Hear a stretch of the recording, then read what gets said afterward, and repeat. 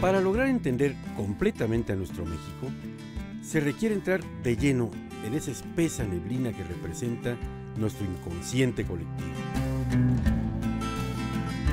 Porque México y los mexicanos somos, muy en lo profundo, una nación de fuertes contradicciones, de inmortales leyendas y mitos, al igual que de otras ficciones que nos crean una memoria muy particular.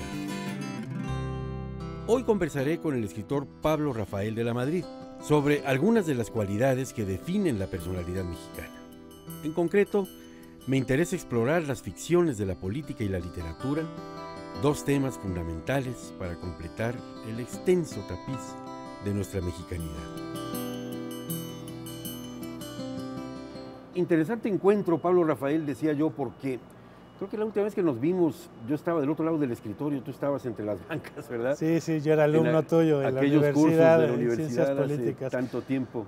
Cuando mi vida se debatía en la vocación literaria y la vocación por el estudio de la política, terminas de descubrir que son casi la misma ficción. La misma ficción, mira, tú lo has dicho, ¿no? ¿Cómo se borda la vida en México a partir de esta ficción? Fíjate, es una pregunta que te hago a boca de jarro, ¿no? Por si es un mundo figurado, si es un mundo que se fabrica a través de las relaciones de poder, y en ese sentido pues es como superestructural, si nos pusiéramos marxistas, ¿qué tanto influye en el ser mexicano la política? Bueno, la política es algo que está ahí como lo está la literatura, pero yo creo que en el arte de mentir hay diferencias, ¿no? Es decir, yo te diría, la literatura miente para inventar la verdad, ¿no? Solo necesita encontrar la manera de volverse verosímil. La política no es un asunto del bien y el mal, la política es un asunto donde los matices es donde se encuentra la verdad, ¿no? Es decir, en la gama de los grises, ¿no? En la película de malos y buenos. Entonces, somos una sociedad apolítica, sí, somos una sociedad profundamente participativa. También, ¿no? Depende del momento histórico, del fenómeno social que estemos atravesando, ¿no? Entonces, somos dos cosas al mismo tiempo. No participamos políticamente, pero por otro lado somos una sociedad que rige toda su vida en un pulso, que es el pulso sexenal, por ejemplo, ¿no? Claro. Platicar con Pablo Rafael me permite observar la compleja maraña de ideas e historias que construyen el abigarrado azulejo de la mexicanidad. Porque como una obra de Talavera, el mexicano es también contraste de dicotomías de colores y de pensamientos. La política construye su narrativa, ¿no? La política es esa cosa oscura donde se tejen esquemas de conspiración, ¿no? Donde se nos manipula, ¿no? ¿No tortura el ser mexicano, la conciencia del mexicano esta tensión? Sí la tortura porque no nos asumimos como tal, ¿no? Si asumiéramos que nuestra identidad es no la del pensamiento racional y cartesiano, que una causa siempre produce una consecuencia, sino que nuestra identidad se produce a partir precisamente de la contradicción, pues quizá tendríamos que sentarnos a asumir lo que es así. Lo que pasa es que siempre estamos queriendo intentar definirnos como somos esto o somos otro, sin entender que podemos ser varias cosas al mismo tiempo, ¿no? Al igual que la literatura, la política en México parece ser un ejercicio de crear ficciones. Vivimos inmersos en un mundo donde los políticos crean panoramas y paisajes idílicos, héroes de bronce y enemigos mortales de la patria. Esto ha hecho que la política se mantenga tan presente en nuestra vida cotidiana. Porque al final, como sucedió con las obras de Rulfo o Carlos Fuentes, la política termina por darle nuevos significados a nuestra realidad. Aunque casi siempre tenga que ser una simple ficción. Pero háblame de tus libros, Pablo, que no hemos hablado de tus libros. Pues ¿empiezas por el comienzo o tienes uno en particular del que quieras hablar? No, empiezo por el que acaba de salir ahora, que es una novela titulada Clipperton, que habla sobre la historia de la isla Clipperton. Para quien no sepa, el espectador que no sepa, Clipperton es una isla muy pequeñita que mide 5 kilómetros cuadrados, que está a 1.300 kilómetros de Acapulco, y que México entró en conflicto con Francia a principios del siglo XX,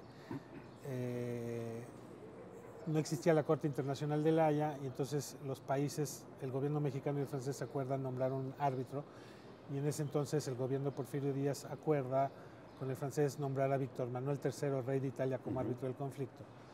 Y a mí, cuando me cuentan esta historia, pues digo, esto es una Robinsonada total, encontré el hilo negro, voy a escribir una novela sobre el tema. Y en el camino descubro que hay mucho material sobre el tema, una película del Indio Fernández que se escribió sobre el tema, un libro de Don Miguel. Un libro de don Miguel González Avelar, que se llama Clipperton Isla Mexicana, que yo utilicé muchísimo para la novela. El libro de Laura Restrepo, que se llama La Isla de la Pasión. Hay un general de la Revolución novelista, el general Urquizo, que escribió una novela que se llama El Capitán Arnaud. Documental producido por Manuel Arango, que se pasó alguna vez en este canal, ¿no? Un documental producido por Jacques Cousteau, que rescata al hijo del gobernador que nació en la isla. Y yo me iba encontrando con obstáculos diciendo, o asumo las influencias, o lo dejo, o le entro todo por las cuerdas y además utilizo las influencias. Entonces, cuento esta historia como centro de la novela, pero cuento como si fuera cronista de Indias la historia de la conquista de Clipperton completa, que es este drama, más la historia de Franklin Delano Roosevelt fue a la isla 3 veces a pescar, más la historia de John Clipperton, el corsario que en 1706 le dio la vuelta al mundo, sí, que le da el nombre y que está asociada.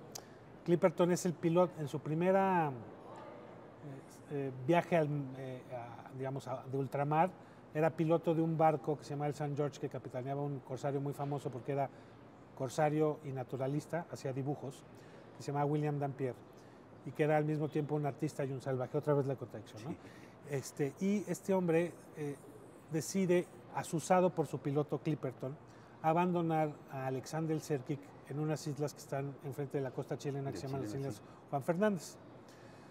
Esto es donde retoma Daniel Defoe la historia de Robinson Crusoe. Exactamente. Entonces, cuando yo descubro, porque este hombre, no, Serkic sale de ahí, lo rescata otro corsario inglés, Wood Rogers, se regresa y este hombre en el Reino Unido le cuenta su historia a Daniel Defoe y Daniel Defoe escribe Robinson Crusoe. Y cuando yo descubro esto que acabas tú de señalar, pues descubro que la isla Clipperton tiene una relación directa con la novela más importante de náufragos de la historia de la literatura. Entonces yo digo, bueno, pues voy a contar todas estas historias y de repente me descubrí que tenía historias que una empezaba en 1706 y la otra terminaba en el 2012, que es, yo participé en una expedición en un proyecto que se llama The Clipperton Project, que significó hacer un viaje a esa isla, entonces estuve yo en la isla en el 2012 y cómo englobaba todas estas historias que venía acumulando durante 10 años. ¿Tú llevas cuánto tiempo escribiendo? La escribí durante 8 años, en el año 9 llega la posibilidad del viaje, la reescribo los 2 últimos años, la novela encuentra su centro y es la novela que estoy presentando ahora, ¿no? Esa particular visión de México que expone Pablo Rafael la ha transferido también a una nueva novela, titulada Clipperton. Su texto se presenta como una colección de historias de esa isla del sueño, rara, misteriosa, localizada a 1.300 kilómetros de Acapulco y nombrada en honor al corsario inglés John Clipperton. Pero como suele suceder con las grandes ficciones de la política nacional, la isla terminó por convertirse en un infierno para los colonizadores mexicanos. Un sueño convertido en una pesadilla para todos los que llegaron a anclar en sus costas.